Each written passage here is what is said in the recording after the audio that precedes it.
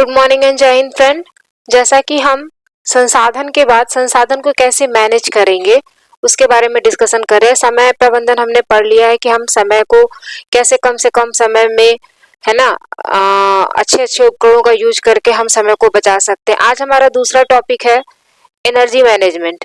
कौन सा टॉपिक है? एनर्जी मैनेजमेंट मतलब शक्ति व्यवस्थापन।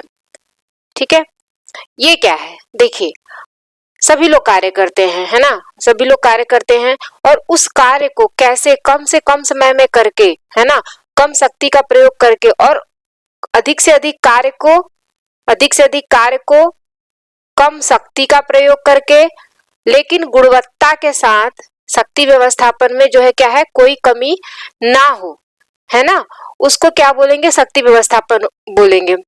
जैसे कि मान लीजिए, जैसे आजकल खाना बनाने का ट्रेंड ही है। आजकल हर घरों में क्या है? आजकल हर घरों में वेस्टर्न पद्धति क्या अपनाई जा रही है? वेस्टर्न तरीका अपनाया जा रहा है, जिसमें हम क्या करते हैं? खड़े होकर के खाना बनाते हैं, है ना, खड़े होकर खाना बनाते हैं,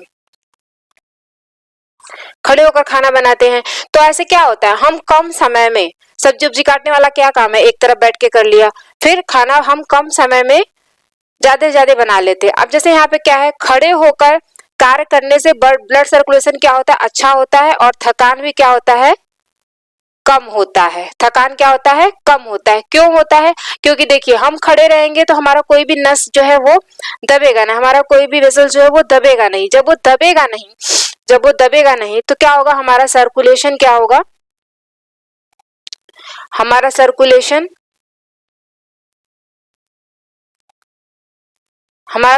क्या होगा? वो अच्छा होगा, इन अ गुड मैनर होगा। ओके, और वही जब हम बैठ के कार्य करते, देखिए हम क्या करते हैं, हम पैर को फोल्ड करके बैठते हैं ना, पैर को फोल्ड करेंगे तो क्या होता है? मोस्टली घुटने में दर्द होता है ना, घुटने में, है ना, और क्या होता है? हमारे एंकल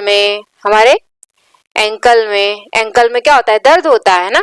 तो इसलिए क्या होता है कि जब हम खड़े होकर काम करते हैं तो हमारा क्या होता है? ब्लड सर्कुलेशन क्या होता है? वो अच्छा होता है। और जब हम बैठ के काम करते हैं तो हमारी बहुत सारी नसें जो है वो मुड़ जाती है, हमारा पेट दबता है ना, पैर मोड़ के बैठते हैं, गर्दन भी झुका रहता है, तो बहुत सारे प्रॉब्लम्स होते हैं। ये पूछा गया क्वेश्चन है कि काम करने का कौन सा तरीका जो है वो अच्छा है, खड़े होकर या बैठकर, है ना। सर्कुलेशन मतलब किसमें ब्लड सर्कुलेशन किसमें अच्छा होता है, किसमें दबाव अधिक होता है, किसमें कम होता है, ये पूछा गया क्वेश्चन है, इसलिए मैंने इसको यहाँ पे मेंशन किया है। ठीक है, अब आ जाते हैं कि काम करने से कौन से काम में, किस तरीके के काम में हमें कितना आराम करना चाहिए, है ना। अब जैसे मध्यम कार्य को ले लेते हैं, इसमें हम कुल कार्य का क्या करते हैं? 16% हमें आराम करना चाहिए। ये बहुत ही इंपॉर्टेंट है फ्रेंड। ठीक है, और अत्यधिक कार्य मतलब क्या होगा? इसमें हैवी वर्क जो होता है, इसमें हमें कुल काम का कितना? 52% आराम करना चाहिए। और वही जो है मेंटल कार्य में आफ्टर 40 मिनट हमें 2 मिनट्स का क्या करना चाहिए? आराम करना चाहिए। ये तीनों क्या है फ्रेंड? बहुत इंपॉर्टेंट है, 1 बाय 1 ये किसी न किसी एग्जाम में आपसे पूछे गए हैं। ठीक है फ्रेंड्स, तो ये क्या है? बहुत इंपॉर्टेंट है, इसको याद कर लीजिए कि मध्यम कार्य में कितना, है ना, अत्यधिक कार्य में कितना, और मेंटल वर्क में आफ्टर 40 मिनट हमें 2 मिनट का अपने आंखों को, अपने दिमाग को आराम देना चाहिए। ठीक है, अब हम आ जाते हैं कि सामान्यतः जो कार्यभार की इकाई है उसको हम कितने भागों में बांट सकते हैं। क्या है ये? सामान्यतः जो कार्यभार की इकाई है, उसको कितने भागों में बांटा जा सकता है? 6 भागों में। पहला क्या है?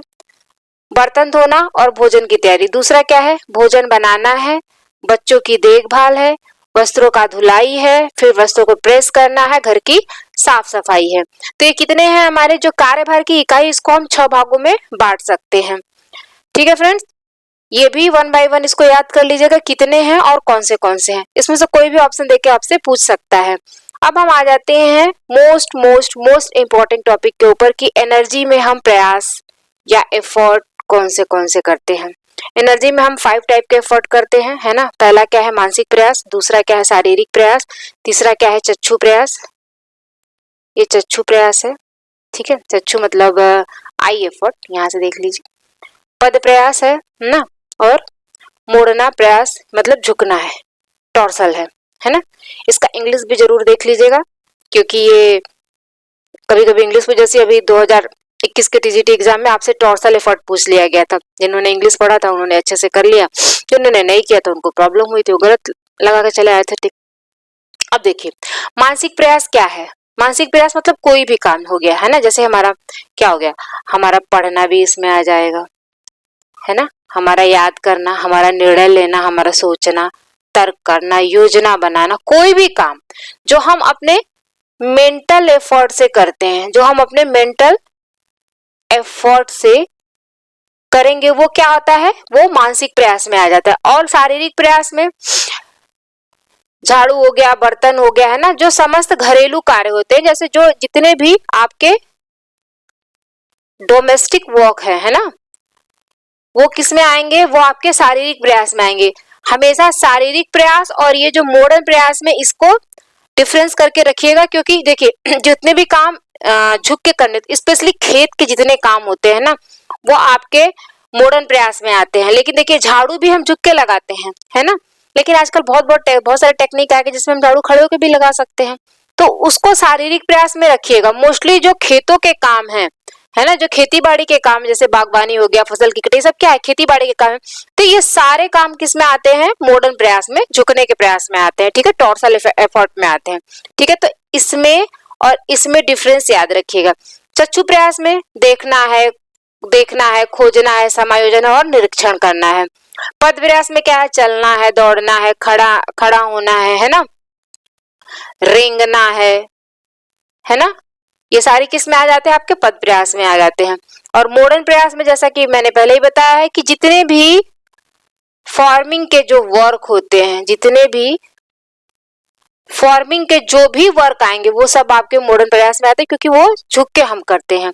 ठीक है फ्रेंड्स, ये एनर्जी का आधा टॉपिक था। अब अपने अगले वीडियो में एनर्जी के आधे टॉपिक के साथ मिलेंगे, मतलब फुल टॉपिक के साथ मिलेंगे। Thank you friends, thank you so much.